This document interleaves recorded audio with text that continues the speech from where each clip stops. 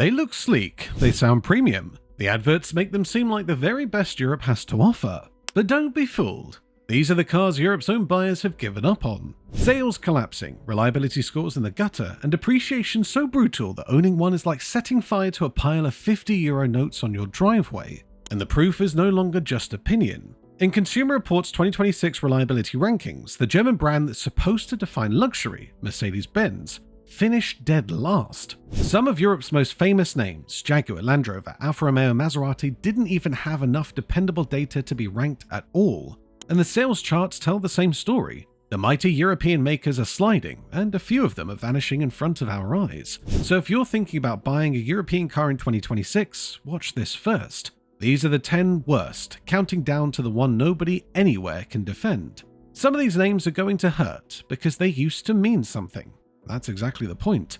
The European car industry built its reputation over a century. Engineering, prestige, the idea that German and Italian and British metal was simply better made than anything else. In 2026, that reputation is running on fumes. The reliability studies keep putting the same European badges at the bottom of the table. The repair bills keep climbing, and the buyers, the people who actually live with these cars and pay to keep them running, are walking away in numbers the boardrooms never planned for. This list isn't about cheap cars failing. It's about expensive cars failing, and their makers pretending everything's fine while the showrooms empty out. If this is the kind of truth you want before you spend your money, hit subscribe and ring the bell. Let's count them down. Number 10. The Peugeot 3008. We start with a car that sells on its looks and falls apart on the spec sheet. From around €37,000, the 3008 dazzles people with that futuristic cockpit and the dramatic styling, and then it introduces them to the little PureTech petrol engine underneath. The one with the wet timing belt that sits in the engine oil and slowly destroys it from the inside out. By the time the engine's running rough, the damage is already done, and the rebuild costs thousands on what's meant to be a sensible family car.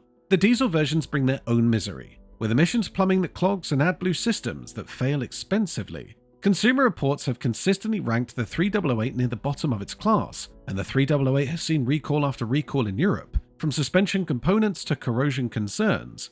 Add in resale value that trails well behind the Japanese rivals, and you have a car that costs you twice, once when the parts fail and again when you try to sell it. Peugeot as a whole is sliding in 2026, sales falling while the value brands and the Japanese climb, and the 3008 is a big reason buyers are quietly looking elsewhere. Number 9. The Fiat 500X. Fiat sold this as Italian charm with a splash of practicality. The reliability data sold a very different story, landing the 500X squarely on the most unreliable lists. The engines chew through timing components far earlier than they should, and the petrol units cake up with carbon so quickly that clearing the valves becomes a regular costly job. Parts cost a fortune and take weeks to arrive because Fiat's supply network is thinned out along with the brand. And that's the bigger story here. The depreciation on a 500X is savage, but it's a symptom of something worse, because Fiat itself has shrunk to almost nothing in the parts of Europe where it once dominated. The range has been hollowed out, the future inside Stellantis looks uncertain, and a car from a fading brand is a car nobody wants to be left holding. The 500X isn't just unreliable, it's an unreliable car with no confidence behind it, and buyers can feel that, which is exactly why so few of them choose one new. Number 8. The Audi A8. Here's where the prestige starts to crumble. The A8 was meant to be the technological flagship, the car that proved Audi could out-engineer the world. Instead, it became a cautionary tale about cramming a car full of complexity that nobody can afford to fix. From north of €80,000 new, the A8 piles on air suspension, laser headlights, adaptive everything, and a touchscreen LED interior that owners report glitching within the first year. Each one of those clever systems is a 5-figure repair waiting to happen the moment the warranty expires. But the number that really kills the A8 is the one on the used forecourt. These cars lose value faster than almost anything in their class, with a buyer able to lose well over half the purchase price in 3 years. Think about that. A car that costs more than most people's first house, worth less than half by the time it's barely run in, and ruinous to maintain in between. The result is a flagship that buyers now avoid new precisely because they've seen what it's worth used. That's the quiet death spiral of a luxury car, and the A8 is deep in it. Number 7. The Volvo EX90. Volvo's whole image is Swedish safety and Swedish solidity, and the EX90 was supposed to carry that reputation into the electric era as the brand's new flagship SUV. Instead, it launched late and troubled. With software problems that left features promised at the reveal arriving by over-the-air update months afterwards, if at all. Buyers paid for a €90,000 car and then waited for it to become the car they were sold. And it sits inside a brand the reliability data has turned on.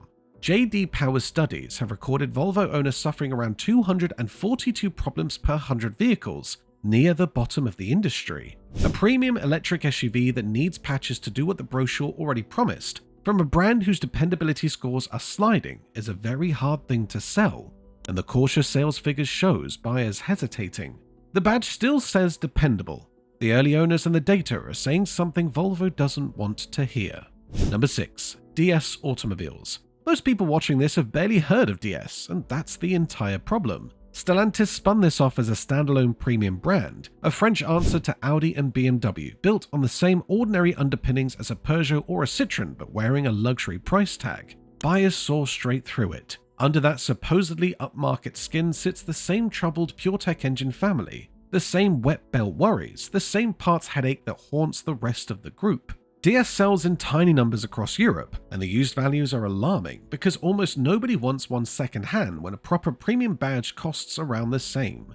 A premium brand only works if people believe in it, and people simply never believed in DS. It's the clearest example on this list of a brand the public has quietly refused to buy, a luxury name with no luxury behind it, depreciating into irrelevance while its maker insists it's the future. Number 5. The Alfa Romeo Tonale. Alfa Romeo breaks hearts because the cars are gorgeous and the badge carries a century of romance, and then you look at the reliability data and the romance dies. In What Car's Dependability study, Alfa Romeo finished second worst of every single brand they rank, beaten to the bottom only by MG. And in Consumer Reports 2026 work, Alfa didn't even have enough dependable data to be ranked at all. The Tonale, Alfa's crossover meant to finally bring the brand to ordinary buyers, carries the familiar Alfa curse. Electrical gremlins, fault codes by the handful, expensive niggles, all wrapped in genuinely beautiful styling. The plug-in hybrid version only adds more to go wrong. The people who truly love this brand will give you the same advice they always have. Lease one, enjoy every drive, and hand it back before it bites you. Never buy one to keep. That advice is precisely why these don't hold their value and why the sales never live up to the hype. A beautiful car you're warned not to own is a difficult thing to sell. Number 4. The Land Rover Discovery. Land Rover makes some of the most desirable vehicles on the road and some of the least dependable. In What Car's Dependability study, Land Rover landed in the bottom 5 brands of the entire industry, scoring around 87%. And in Consumer Reports 2026 rankings, like its sister brand Jaguar, it didn't have the data to qualify at all. The Discovery was once the default choice for families who wanted to tow, travel, and look the part. Now it's a byword for time on the ramp. Air suspension that sags and fails, electronics that throw their toys, water that finds its way inside and corrodes the modules, an engine range with a reputation for expensive failures. Every one of those is a serious bill, and they arrive often. The depreciation reflects all of it, with these losing value heavily as the market prices in the repair risk. Buyers who once aspired to a Discovery are quietly choosing the reliable Japanese and Korean alternatives instead, and the sales tells that story plainly. Number 3. The Jaguar E-PACE. Now we're into the part of the list where the famous names don't just struggle, they collapse. The E-PACE carries the engines that have given Jaguar Land Rover its reputation for timing chain failures and engine out repairs that run into many thousands. On its own, that would earn it a place here. But it's far worse than one bad model, because Jaguar as a brand is in freefall.